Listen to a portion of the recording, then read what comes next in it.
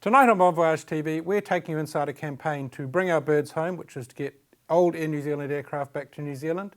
We're taking you to jail in Bangkok. That's not fun. But we've also got an amazing deal on a luxury holiday around Asia.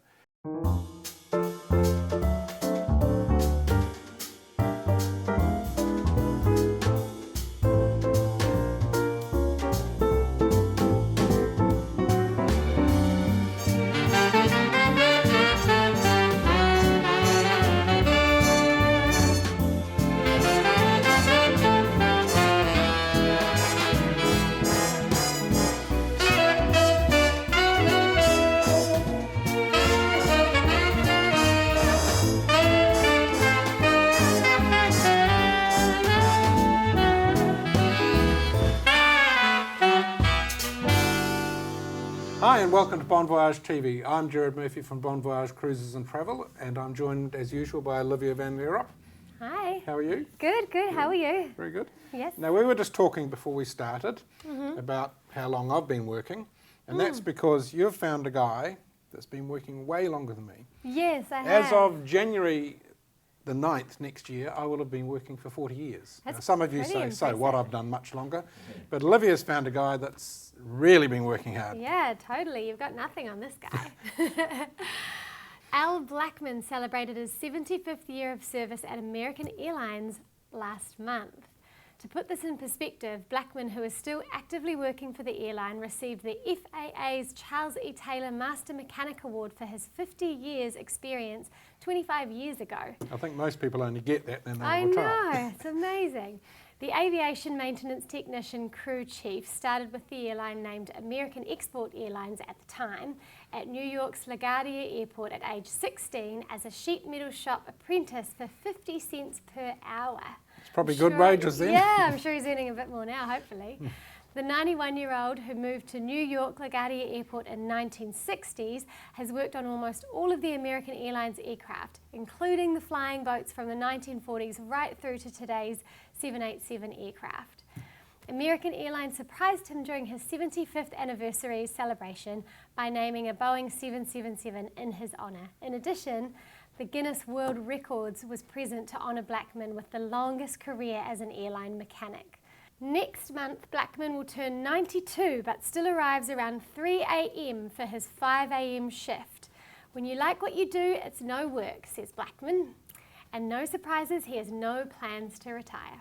It doesn't surprise me. No. Now that gentleman will have worked on probably all of the aircraft we're going to be talking about later in the show with Paul Brennan, who is the main man of a group called Bring Our Birds Home. He's trying to bring all the old Air New Zealand aircraft and NAC aircraft, one of each type, back to New Zealand, and then once they're in New Zealand, hopefully get in a museum together. So wow, amazing feat. Hopefully Al can help us out because he'll know, might have some contacts. Yeah, definitely. Awesome, what an amazing story. So what else have you got? Would you pay for a night behind bars? Would you? You pay to get out. Yeah, exactly. Bangkok has a new prison-themed hotel where guests get a mugshot, striped pyjamas and a lights-out curfew. Bangkok's Suk Station recently opened, offering adventurous guests a night in a cell behind bars for around $60 per night. The 8-square-foot rooms have bunks and are designed like real prison cells, and guests are provided with striped pyjamas and an inmate number instead of a room key. Bathroom facilities are shared. What worries me about that, if they actually lock you in, how do you get to the bathroom? Do you have to call the guard? Yeah, I would just be worried full stop. I don't like that at all. Flying to a different country especially and then going and staying in a prison hotel. Well, normally the Thailand prisons aren't known particularly for their luxurious amenities and things. Yeah, interesting. Yeah, well, I guess it's better to do something like that than to actually commit a crime to find out what it's like. True. But I will be able to take you to Asia with our special of the week a little bit later. Amazing. In much more luxury, and I can guarantee you won't be locked in, you won't need striped pyjamas, and you'll really enjoy your holiday. So we'll have that after our feature interview, which is coming up with Paul Brennan from Bring Our Birds Home.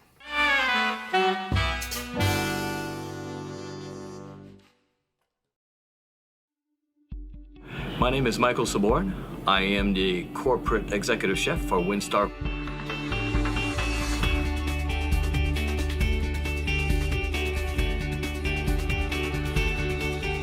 One of the things that we've done this year at Windstar with our menus is that we've tried to use the experience we had last year and use some of the local flavors on our menus. And why we do this also is because we're trying to get away from what every other cruise line do. We're trying to focus more on an experience that you would have in a restaurant. On the Star Breeze, we have 2 food and beverage outlets. We have our amphora dining room, which we open at nighttime during dinner service, and we have a veranda. The veranda is open for breakfast, lunch, and dinner. We also, in the evening, showcase a restaurant called Candles. At In Vivo, we've got the biggest crush on Graham Norton. So we flew all the way to his place so he could have a crush on us. Graham Norton's own Sauvignon Blanc. Southern Hemisphere grapes meet Northern Hemisphere fab. And we're back, and we've got a special guest, Paul Brennan from Bring Our Birds Home. Hi, Paul. Hi, Gerard. Welcome. Nice. Thanks for coming. Thanks for having me on the program. Great to be here. Some of you may recognise, well, it's not his face, it's actually his hair that gets talked about on Facebook and other mediums. Paul is on a program on Face TV called Checkpoint, occasionally reading the news on John Campbell's show, so there's a connection there. Yep, there is. But also, Paul, you're one of the few people that's come into our studio here and been able to recognise all 3 aircraft, the one behind you. Yeah. And the 2 on the wall. I felt I was being put to a bit of a test there, so I'm glad I came up. But we got some nice pictures here. I went to great expense getting the one behind you. It cost me $1 gazillion. American Airlines LC-188. Yeah, nice. And I just explained to you the old Pan Am plane behind me. It was a photo taken by an old aunt of mine on a box brownie camera. It's a beautiful picture, that. Now, you're involved in a unique cause, I'd call it, and what you're attempting to do is bring back to New Zealand some very historic aircraft that flew for NAC and Air New Zealand. So correct. Give us a brief summary of what you're up to. Okay, so this came out of a little exercise between a few enthusiasts. I'm an enthusiast, and I like to sort of track the movement of some of the aircraft that we've known in the past in this country, where they've ended up. And you sort of get used to these days, seeing that they've been taken to the desert. Back in the day, all the DC-8s were taken to the desert and mainly broken up. And you got to move quick to save airframes. And the remarkable thing was that it turned out, as it turned out at the time, there was one example of the 5 types that we were looking that were originals left, and that was it. So obviously, once you find that out, you think, well, is anyone going to do anything? I mean, should someone make a move? Are these, first of all, are these precious? Yes, they are. I value them, and I've been saying in what we talk about that they're sort of modern day equivalents of the ancestral waka. You know, essentially those wakas that cross the ocean with people and taking cultures to other places.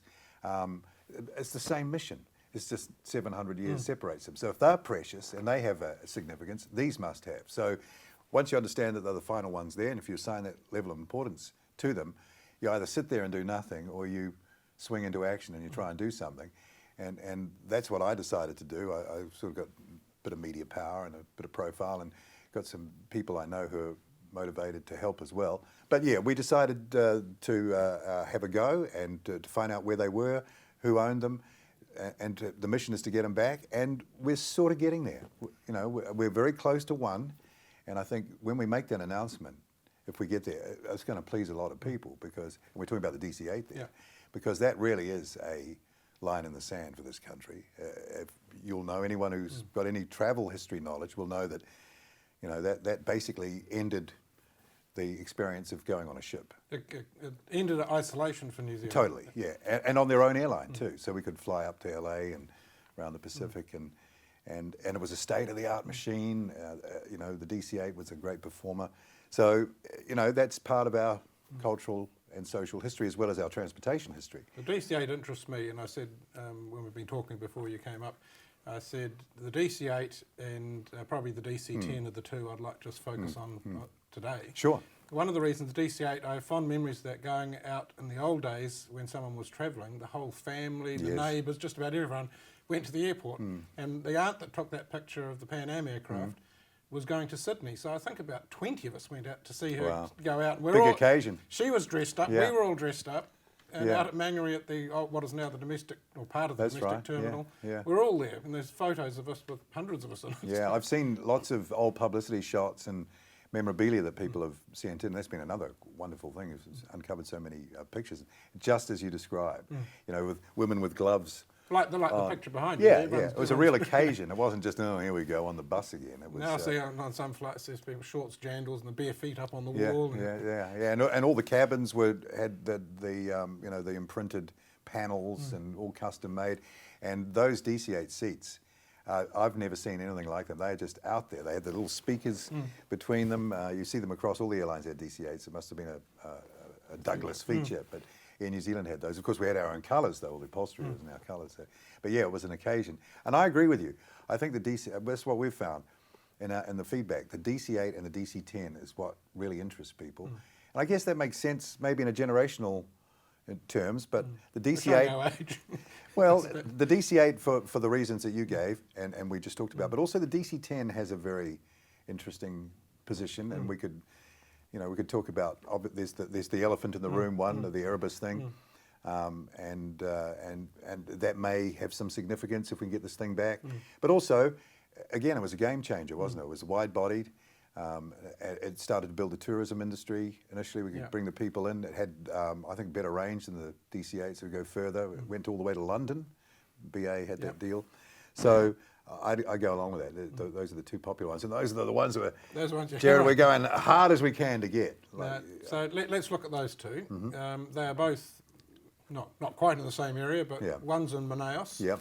In Brazil, and the other one is currently in Havana, Cuba. Yeah, DC-10, we are talking now with the Cuban embassy. I've talked with the ambassador there. He's been back in Cuba the last few weeks on business. He's, he was really understanding of what we wanted to do, and I emphasised there's more than just a couple of old dudes wanting to get some old machinery. This is, and took him through the history. He was unaware of the Erebus situation, and stuff. So once he got that, he thought, okay, I see where you're coming from. I'll go back, and when I'm there, I'll ask a few questions. So I got a meeting with him next week. And really, it could go either way. It could either be very complicated, or the top guy, Raul Castro, could just say, give it to them, and we'll get it. So don't quite know how that's going to go. Now, the other three aircraft currently, if you just quickly tell us Okay, where they are and what they're doing. Well, two the of one them are behind still us, flying. well, three of them are still flyable, two are still in service. We've got the Electra there. One of them, of course, is one of our Electras. The second one delivered, TB, in 59. And that, I was amazed to hear, because when we were looking, that was the only one actually still flying when we started. I couldn't believe the oldest one was still flying. They've just completely rebuilt it to be a water bomber, fight fires. So we've talked to Buffalo Airways in Canada who operate it, and they had a series of ice pilots. It's looking pretty sharp in this picture. It's incredible. Yeah. I've got some footage of it too. But they think they'll have that for another 8 years until Lockheed will not support the product anymore, and they've given them a time frame of that. They just don't make parts. They won't guarantee any of the life promises on components. So they're going to have to stop. At that point, we can get it. So that's sitting there. That flies. I think it flew last week. They had some fires in Canada a week or two ago. It actually was involved in that. I mentioned the 737. That was a disappointment because NAD was lost. But just as soon as we discovered that wasn't there, another one popped up on the radar, which is truly the only one left now, and that is Air New Zealand 73, not a NAC, but 82 delivered NQC. For those who maybe paid attention, that was the one with the cargo door on the front. I call it New Zealand's hardest working airliner. It carried 2.8 million passengers and 180,000 tonnes of freight in 30 years, operating, I worked it all out, 6.5 days a week for virtually every year of those 30 years. Flying daytime and night. 6 sectors a day from 6:30 in the morning to 8 at night, and then up to 2 return trips to Auckland to Christchurch courier. And I used to hear it in Wellington flying over at night. I could tell that was NQC because you could hear the roar of that. Yeah, the Pratt and Whitneys, So that's like the little engine that could. So it was disappointing not to have an original NAC 73. That would have been fantastic, and the one that flew the first, but I mean, it wasn't there. But this one also has a spot in the history, and New Zealand probably wouldn't be what it is today without the 737. It really did build the internal travel of the country, like no other plane, like it has everywhere. We were considering the 111, BAC 111 back in the day. The British government sent their trade people out there, really forced their hand. And of course, there was a DC-9 flying at the time, but they chose the 73. They chose wisely, and we operated for 48 years. So that's a great example to have. And then there's the 747, and that's probably launched many an OE, that aircraft for New Zealanders. We thought we had the first one, NZV, which was parked up at Domodedovo Airport in Moscow. And we had pictures of it and all that sort of stuff. And I went and saw the Russian embassy, and they gave me a contact for the receiver of Transaero Airlines, which wound it up. Now, people might hear that name again shortly, because the two aircraft that Boeing built for them that's sitting in the desert now are going to become the new Air Force Ones. I saw that yesterday. So anyway, I talked to the receiver of by phone in Moscow of Transaero, and in sort of broken English, he said, "Mr. Brennan, I am so sorry to say it has been scrapped." And then he said, "How do I know that?" He says, "I had it scrapped." So, okay, we had it. So like they do in Russia, things just disappear overnight. Yeah. Well, things and people. Yeah. Well, that's right. Yeah. So that was unfortunate. We didn't get that in time. That was in 2015. But then, as it turned out, the only remaining Air New Zealand 74 in the world now is MBV, which is the last one that was delivered to Air New Zealand in '98, and that's flying for a Spanish airline at the moment, Wamos Air, owned by an American company, and it's probably got about another 2 or 3 years of life before it's prohibitively expensive to overhaul it. And we've got I should make the point, we've got the first right of refusal on those 3 aircraft. The 737's in Canada, it's parked up at the moment, but still flyable. They're trying to sell it, but no one's buying. And the 74 is operating in Spain, but you know, it's easy enough to fly it back when it's done. And it's literally, at the end of its service, it's literally worthless. This is the thing, that they really have no value now. Can't fix it no more.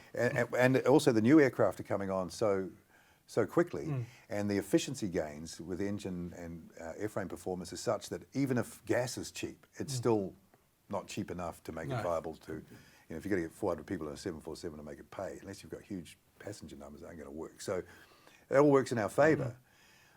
So yeah, those are the other 3. So when we get these definitely thinking back, when now. We get these aircraft back to New Zealand, what's your vision for them? Jared, I try not to think too far ahead. It's all about saving them right now. One thing I've discovered with Kiwis, when you talk about these sorts of projects and the scale of them, I don't know whether Muldoon spooked us all with Think Big or something like that, but the fact that it's big sort of worries people. They think, that's too big. But when I start breaking it down for them, they start to understand. But I think, so I only think as far as saving them, because people can understand that. Yeah, well, of course, you save it. But of course, what do you do with them? I think they can be incredible attractions. I'd like to see them as a group and not distributed. And I think that if we can get them into one place, and it could be any part in the country where there's a good port, reasonable space at the local airfield, enough to land an empty 747 if it's got the pavement strength. You need about 4,800 feet to do that safely. They did it in Sydney or New South Wales recently with the Qantas's first 744. They landed at a little provincial airport. So anywhere where there's a port, we can get the derelicts, as they call them, in, and enough runway to land the thing is a goer. So it depends on what region is interested in enhancing their attractions, I think, as to who will be interested. But having experience and knowing people who operate other aviation museums around the world, I think build it and they will come, definitely. And we're starting to get some sort of interest sort of bubbling away. I've had a few inquiries, you know, kicking the tyres, what do you intend to do with them? I'd like to see them in Auckland because the population base is there. It's basically an Auckland story. Yes. These aircraft were based in Auckland. Air New Zealand's Auckland. The tourism activity, it's the gateway, is Auckland. There are places, I mean, the airport has become a huge retail and business centre as well as being an airport. I mean, that can only enhance this. And I think in the scale of expenditure and overhead for something like this, it's relatively modest for what it delivers and how long it delivers. Something like that could be there for 100 or more years, earning every day.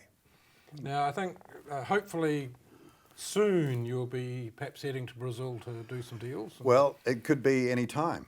We've got in the latest video update on our Facebook page, I mentioned, and that's the other thing. Social media and crowdfunding makes this possible. It couldn't have been done before, and the following tells me that there's a lot of interest.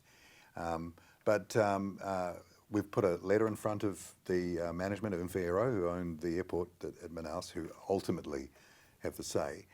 It's turned out there have been 2 failed auctions and a tender to get rid of these things before no one's even put in a bid because there's no value, see? It's taking up valuable space. My intuition is that we'll be positively received and it'll be the price, but then I'll have to go because, and then we'll have to negotiate terms. I'm just hoping they're not watching it, just hand it over because it gets it. But, you know, someone's got to say, well, at least we got something for it. But if people have been watching the Facebook page, they'll know that recently the German government have purchased a Lufthansa 737 out of Brazil, derelict since the 90s, mid-90s, I think. If people want to look it up, Lufthansa 181 was hijacked to Mogadishu, Somalia in 78, I think. The pilot was killed. It was a terrible thing. Well, they've bought that. I know how much they've paid for that. So we don't expect to pay anything more. So how can our viewers help? I think we've got quite a few viewers. Yeah, okay. Well, I think that ready and waiting. And I think they can maybe follow the Facebook page because that's where it all comes together. That's where I put all the updates. And when I say where, there's a few of us, but I'm the front person, obviously. It's totally what you know is almost exactly what we know in real time. So it's this sort of unfolding events that will they, won't they?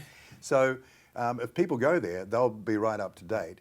And just, first of all, be positive, because I think that helps in some sort of whatever way.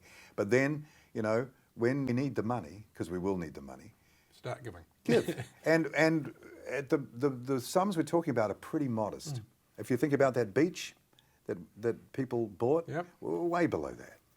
There you are. It's a worthy cause, so you can go to Paul's Give a Little page, which we've put on the bottom of the screen here. Fantastic. And if you don't know how to do that, ask a young one. They'll be able to help.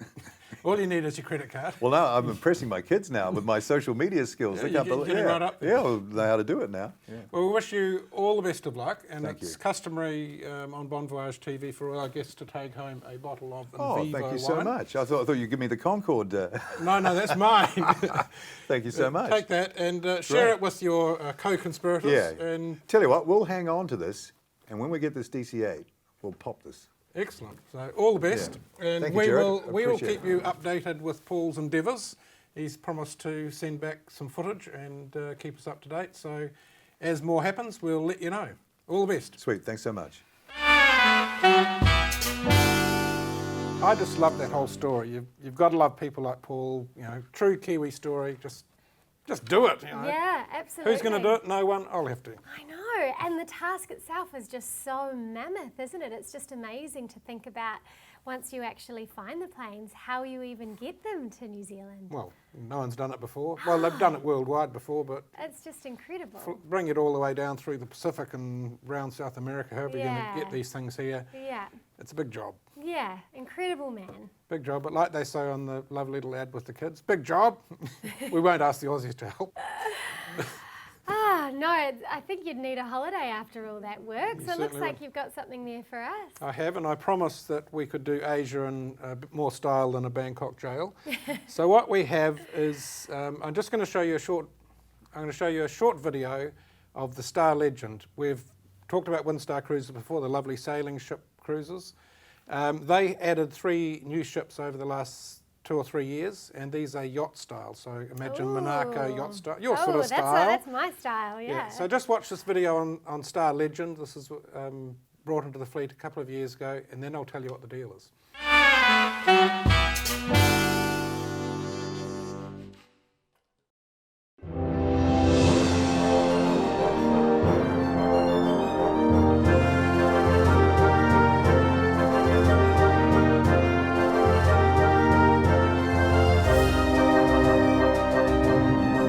From the beginning, Windstar has created for each and every guest an experience that feels like your own private yacht.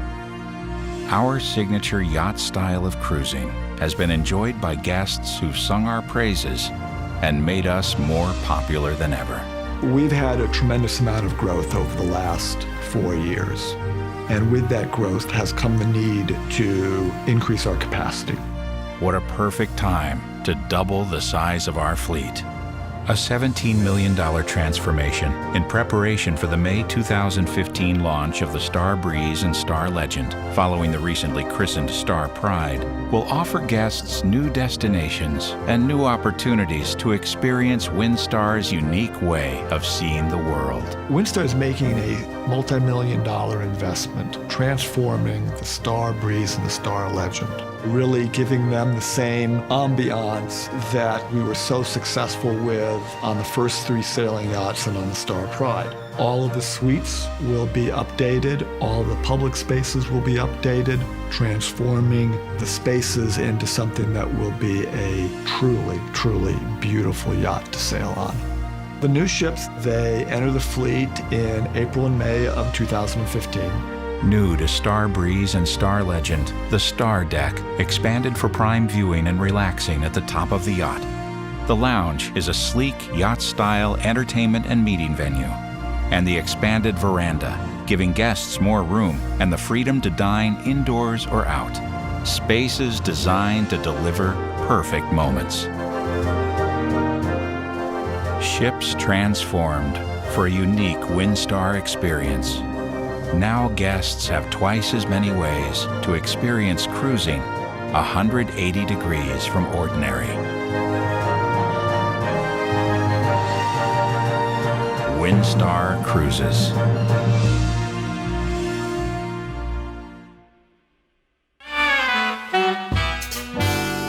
Well, that's definitely our style. It is. Looks absolutely beautiful. And I've got an outrageous deal. Excellent. Yes. Tell us about Now, it. Star Legend, it's only been completely rebuilt 2.5 years ago. But as you know, ships have got to be maintained the whole time. So just before Christmas, Star Legend is in Singapore for a dry dock. It comes out of dry dock on just before the 16th of December. They have a 1-week cruise, which goes from Singapore around the Malay Peninsula up to Thailand, Phuket and Langkawi. And this 7-night cruise starts from $16.99 Wow. per person. That's Yes. amazing. And this is 4.5, 5-star. It's a small ship, only 200 passengers, and it's a great deal. I've been on Windstar with the sailing, but this is I wouldn't even say it's not better, but it's slightly different being full-on private yacht style. So we can get you to Singapore. We can add a flight and hotel package, which is sadly more than the cruise, but it is high season airfares and high season rates in the hotel. So we can add a flight and hotel package, which is Air New Zealand airfares, private car transfers to the port and from the airport, and 2 nights pre-cruise, 1 night post-cruise for $2,800. And remember, your 1-week cruise is only $16.99, or if you want to have a balcony suite, $2,149. It's not bad. The other thing we That's can very do, good. if you want to avoid all your relatives over Christmas, we could add on something else in Asia and you miss Christmas completely. But if you are coming home, you will have done all your Christmas shopping in a nice, relaxed way in Singapore at great prices, and we can have you back in the evening of Christmas Eve. So that's the deal. If you want to know more, of course, it's on our website, bonvoyage.co.nz, or call us on our free phone, 0800 266 869, which not surprisingly is 0800 Bon Voyage. And don't forget, if you want to help Paul out with his Bring the Birds Home campaign, then you can go to his Give a Little page, which is on the bottom of the screen here. And that's about it. That's it. Time to fly. Until next week, Bon voyage.